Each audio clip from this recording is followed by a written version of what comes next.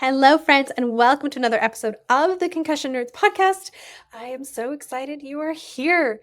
This episode, we're going to talk a little bit about what we mean by integrated rehabilitation, because this was my topic for the virtual summit we just finished. And I need to share about the virtual summit because, oh my goodness, we just wrapped our first ever Concussion Nerds virtual summit. We had 21 speakers. We had 3 live workshops in our free programming. We had 3 live Q&A panels in our VIP program, plus an additional live workshop in our VIP programming as well. We had live Q&As with the clinicians. We had live Q&As for people on a healing journey. We had an amazing powerhouse panel of business experts in the physical therapy space and just the online space sharing their wealth of knowledge. I have gotten so much phenomenal feedback from clinicians, from individuals on a healing journey, and for those on the healing journey who hadn't even dove in to the presentations yet, but just the power and the motivation and the feeling heard and the support of just being on the live sessions. There was something so magical. I shared this during the summit. There was something so magical about creating this space that was both clinicians who truly wanted to learn in this field and individuals on a healing journey who wanted to get better. And you put them both in the same room and there's just magic, right? I said to the clinicians, these individuals that we see on a healing journey are here because they're not ready to accept that this is their new normal. They're ignoring all that really shitty advice that's been given out over the years that this is how they have to live. And they're saying, no, we're going to find another way. That's who we dream of working with, right? And I said to the individuals on the healing journey, as we were surrounded by, it was literally a 50-50 presence of clinicians and those on a healing journey. And I said to those on the healing journey, I know so many of you have had really unfortunate experiences on this path of recovery and healing. But you're sitting in the presence of clinicians who really want to be here, who want to do better, and who want to support you on this path. So it was really magical to have everyone together in one space. When Rachel, the breath nurse, led us through live breath work, Jacqueline Renee led us through a live somatics, Melka led us through a meditation and sound healing. And then, of course, you had all your presentations. Now, if you're listening to this and you're like, oh, I wish I had gotten that. So presentation-wise, you've heard the guests on the podcast, right? But on the healing journey, we had Doc talk about mold in the nervous system. We had Dr. Heisig talk about healthy on purpose. I spoke about understanding your concussion profile for better treatment. There's so much in there. Dr. Rachel Fontaine spoke about persistent dizziness. On the clinician side, I spoke about the integrated rehab model. I'm going to do a snippet on that on this podcast for you today for everyone to understand what I mean by that. I'll get into that more in a second. We had Lauren come talk about trauma-related care and EMDR and brain spotting. We had Vanessa Blackstone talk about pain reprocessing therapy. We had Cam McCroden come talk about vision after concussion. There's so much information in this summit. And so if you are listening to this, you can still have the option to purchase the content from the summit, all the lives, all the presentations. It is $97 Canadian if you're a clinician. It's $47 Canadian if you're on a healing journey. The links are below. You can absolutely still snag it and you will have lifetime access to it, plus a whole swag ton of bonuses. So thank you to everyone who made the summit a success. There was some days, my friends, where we were pulling our hair out or I was in tears with the amount of work it was to pull this off, but it was worth every moment. And so I can't wait to do it again next year. Our goal is to make this an annual event. Already learned some lessons on things we'll do differently for 2025, but I do hope that you join us next year. But yeah, you can still snag it now if you want it. Okay. Detouring away from the summit. My talk in the summit was about the power of integrative concussion rehabilitation. And I stopped cold in my tracks one day when actually someone messaged me on Instagram and they were like, Natasha, what do you mean by integrated rehabilitation? And I had to pause for a moment. And there was this awareness that I had been missing, that when we start to really niche in and focus our practice, we do truly start to speak a different language. And we forget sometimes that that language might not be common or mainstream or what the rest of the world or even our profession uses, right? A great example, just to kind of highlight, is I used to have a pelvic health therapist that worked with us. And so that was her niche. And then I was concussion. That was my niche. So we were having a conversation one day. We were talking about concussion a little bit. And I started talking about saccades and smooth pursuits and all these different pieces. And she looked at me and she was like, Natasha, what's a saccade? And it was just this pause to be like, oh, hold on a second. There's no reason for her to know what a saccade is. She starts saying terms in the pelvic floor world that I'm like, what does that mean? Right? So we have to remember that when we really do get this niche focus, sometimes we truly do start to speak a different language. So when we're looking at integrated rehab, what do we mean by this?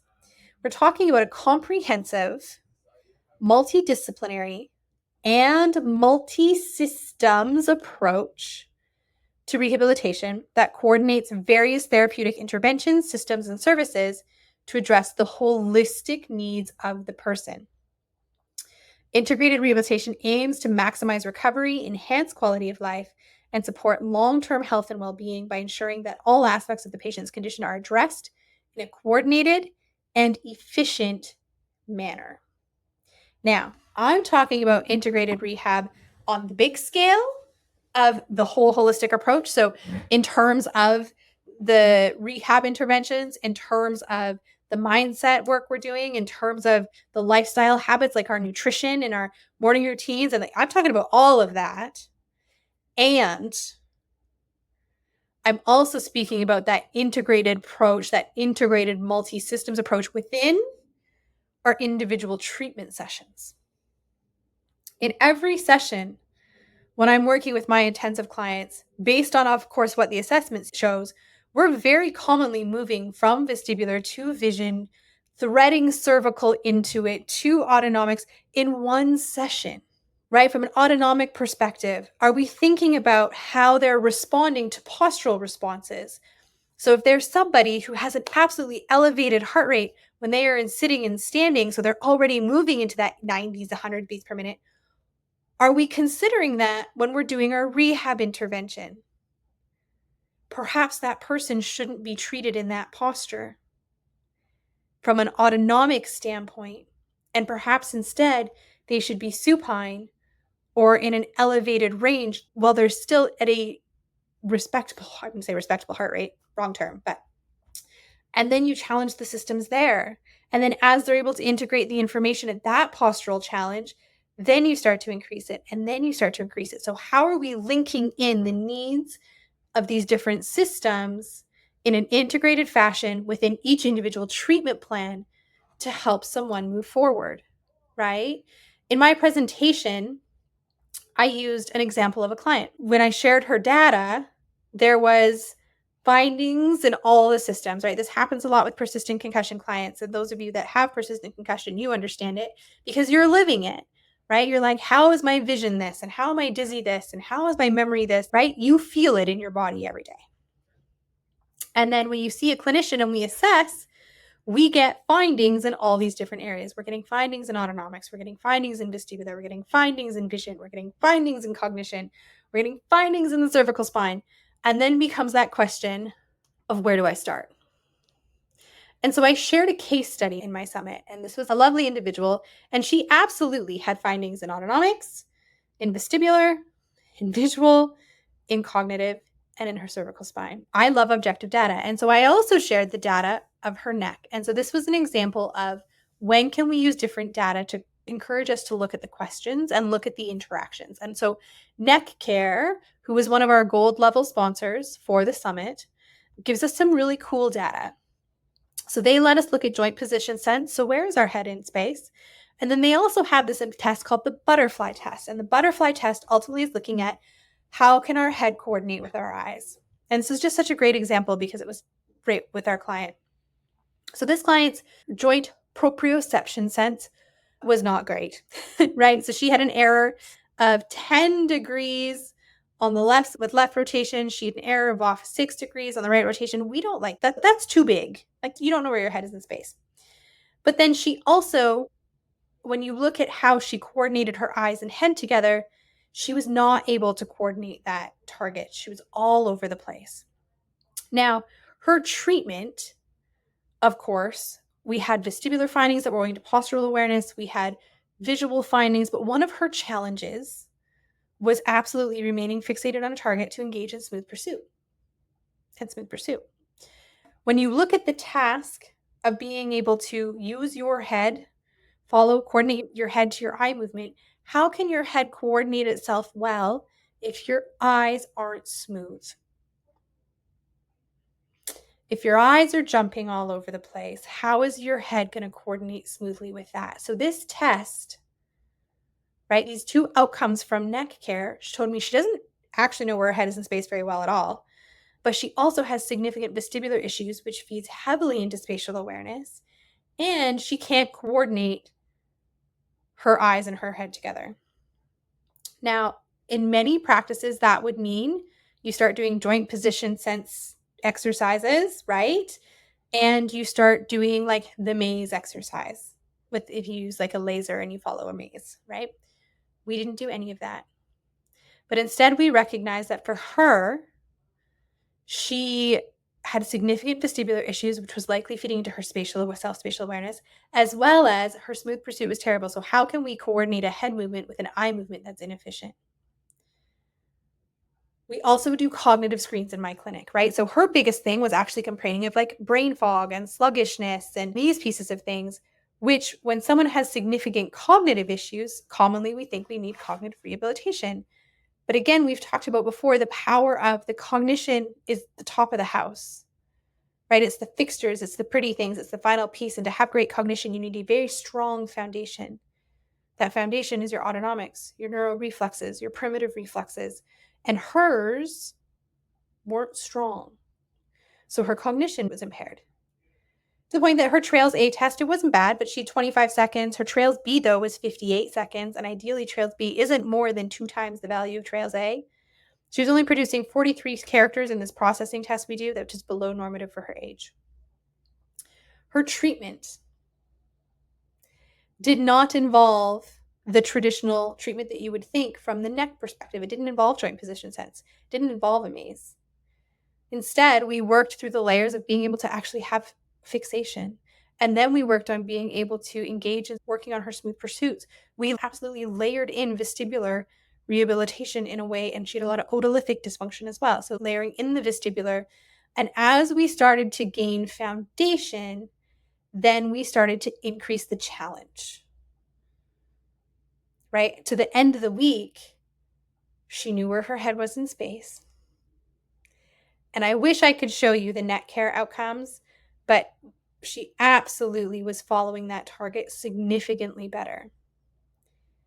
And we didn't specifically treat the neck. Now, this does not mean that the neck is not important. I have a client here right now that we're working with. The neck is an absolute big piece of her challenge, but it's being able to look at the data that's being presented in these different ways and look at how those systems integrate together and how they could be impacting each other to know where you start your treatment.